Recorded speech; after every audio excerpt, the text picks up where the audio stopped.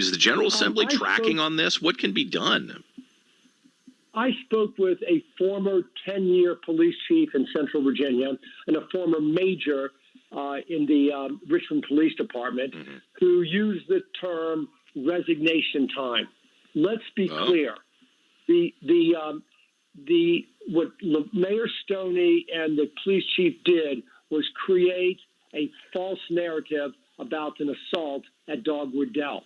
And I covered this on July 7th. My 4 children were at Dogwood Dell, and they came on, the chief and Stoney, and I'm not saying this with a great deal of hyperbole, but they beat their chest and said, "Look at us.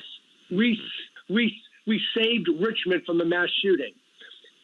And then things started to change. The RTD started requesting some information. The affidavit filed the next day never mentioned an assault at Dogwood Dell. Right. The affidavit didn't even talk about these individuals planning a conspiracy to commit murder. The 2 charges against the gentleman were rather de minimis.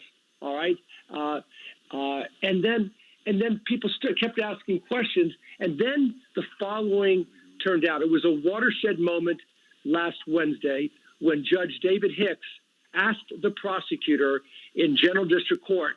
He looked at him, and it was captured on TV, and he said, "I'm going to ask you this question one time. Is there any evidence that these 2 men were involved in this planned mass shooting at Dogwood Dell on the 4th of July? Because my children were there, and I'll have to recuse myself." And he says, the prosecutor said no. And the judge said, "No what?" Yeah, right. And he said, "There is no evidence that they were planning to shoot at Dogwood Dell." So it was completely made up, no evidence. And here's the key point that the former police chief told me. He said, "Joe, if there had been a planned shooting, you would have notified the police officers up at Dogwood Dell." No kidding. To be That's on heightened crazy. alert. Yeah.